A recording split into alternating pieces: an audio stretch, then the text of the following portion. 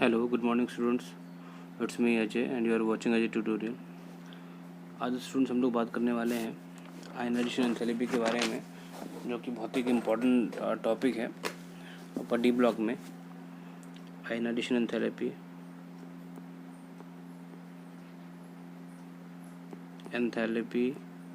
क्या होती है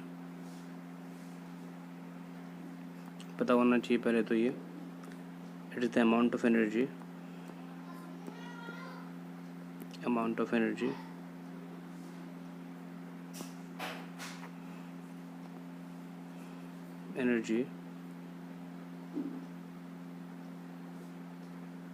required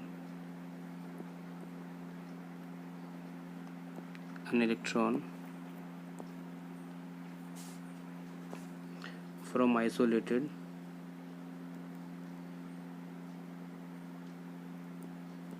gaseous atom। ठीक है, गैसेस एटम। तो किसी भी एटम में से इलेक्ट्रॉन निकालने के लिए जो एनर्जी लगती है उसे आयनाइजेशन एंथैल्पी कहते हैं स्टूडेंट्स। ठीक है, the amount of energy which is required to remove an electron from isolated gases atom is called ionization enthalpy.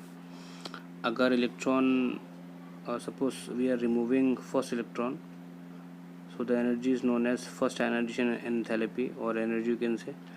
And if you are removing second electron after removing first one, then it is known as second ionization enthalpy. And if you are removing third electron after removing first second, you are removing third electron, so the energy is known as third ionization enthalpy. अगर पहला electron निकालोगे तो I dot T1 बोलेंगे, and if you are removing second electron it is called I dot T2, and if you are removing third electron it is called third ionization energy, या short में I dot T3 बोल सकते हैं। अब students इसके ऊपर बहुत सारे क्वेश्चंस भी पूछे जाते हैं। देखो, आयनाइजेशन एंथैल्पी पहली बात तो ये डिपेंड करती है साइज़ के ऊपर। ठीक है ना, ये डिपेंड करती है, depends on size of atom. ठीक है, लेकिन हमें पता है कि जो 3D सीरीज़ है उसमें जो साइज़ है उसमें कोई ज़्यादा मतलब रेगुलरिटी नहीं है। पहले साइज़ डिक्रीज़ होता है, फिर कांस्टेंट है, फिर सेम हो जाता है या नियरली सेम रहता है। तो और भी चीज़ें हैं जिन पे हमें ध्यान देना पड़ेगा, तो वो क्या है उन्हें हमें समझना है। मतलब इस पे हमें किस तरह के क्वेश्चंस मिलेंगे वो हमें देखने हैं। स्टूडेंट्स, जैसे कि अगर आपसे क्वेश्चन पूछा जाता है कि जैसे क्वेश्चन है why I dot T3 of iron is less than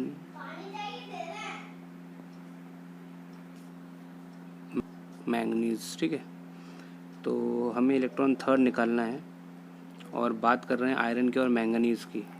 तो सबसे पहले तो हमें इनकी कॉन्फ़िगरेशन पता होनी चाहिए, इलेक्ट्रॉनिक कॉन्फ़िगरेशन। आयरन आता है 26 नंबर पे और इसकी जो कॉन्फ़िगरेशन होती है वो हो जाती है आर्गन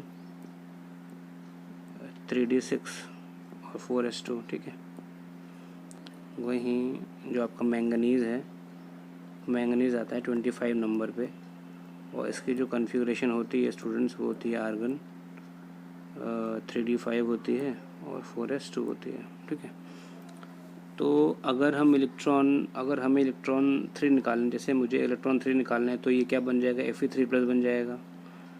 तो ऐसा करने से पहले तो इलेक्ट्रॉन 2 जाएंगे किसमें से, S में से, और एक इलेक्ट्रॉन और जाएगा किसमें से, D में से। तो अब D में कितने बचेंगे, तो D में बचेंगे इलेक्ट्रॉन कितने, यहाँ बचेंगे 5, और ये तो हो चुका है कितना, 0। ठीक है, और अगर मैंगनीज़ में मुझे निकालने हो इलेक्ट्रॉन 3, तो इसमें क्या हो जाएगा, तो इसमें हो जाएगा आर्गन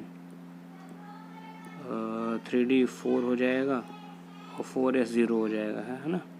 तो आप देख रहे थे कि मैंगनीज़ पहले से तो ये ऑलरेडी स्टेबल था, है ना। डी में 5 थे, हाफ फिल्ड था तो स्टेबल था, 4s भी पूरा भरा हुआ था, 2 था, स्टेबल था।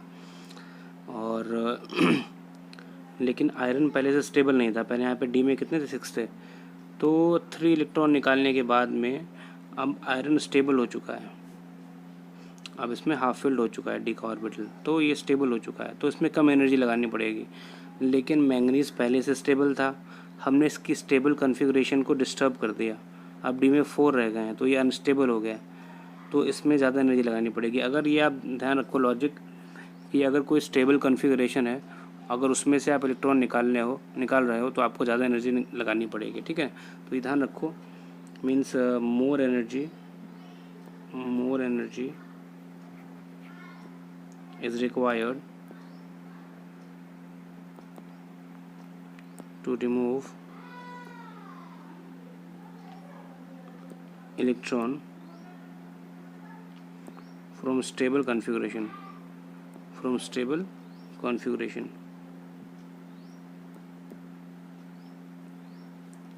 ठीक है। अगर कोई कॉन्फ़िगरेशन है स्टेबल है और उसमें से अगर इलेक्ट्रॉन निकालना चाह रहे हो तो आपको ज़्यादा एनर्जी लगानी पड़ेगी। तो अब जाहिर सी बात है कि इसमें से कौन सा वाला था जो स्टेबल था पहले से, मैंगनीज था, वो स्टेबल था पहले से, तो उसमें ज़्यादा एनर्जी आपको लगानी पड़ेगी। इसलिए जो आयनाइजेशन एनर्जी थर्ड वाली होती है वो मैंगनीज में ज़्यादा होती है as compare to iron. Manganese में ज़्यादा होती है आयरन से, या आप कह दो आयरन में कम होती है मैंगनीज से, एक ही बात है, ठीक है। तो जब कभी भी इस तरह के क्वेश्चंस आपको मिलें तो आप लिखोगे सबसे पहले कॉन्फ़िगरेशन, ठीक है। इसके अलावा स्टूडेंट सपोज जैसे कि एक क्वेश्चन में और आपको बता दूं, अब जैसे अगर आपसे पूछा जाता है कि Zn जिंक में जो आयनाइजेशन एंथैल्पी 2 होती है ये कम क्यों होती है, लो क्यों होती है, ये क्वेश्चन है अपना, ठीक है। तो सबसे पहले जिंक आपको पता है कि 30 नंबर पे आता है, 30 पे। इसकी जो कॉन्फ़िगरेशन होती है वो आर्गन होती है और 3D में 10 होता है और 4s में 2 होता है।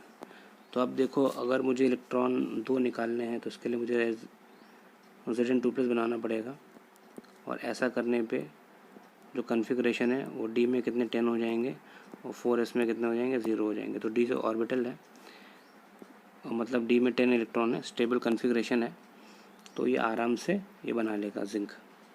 तो इसी वजह से जिंक में ये जो कॉन्फ़िगरेशन है मतलब जो I.2 होती है वो लो होती है, ठीक है ना।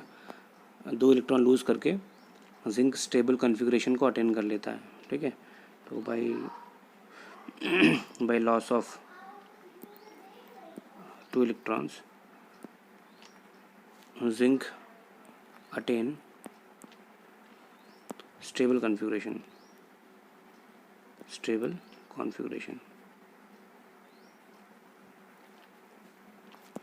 ठीक है। तो जब कभी भी ऐसे क्वेश्चन आपको मिलें I.E के ऊपर तो आप आराम से कॉन्फ़िगरेशन लिखें और चेक कर लें कि कौन सा स्टेबल है किस में, तो वो आपका आंसर हो जाएगा।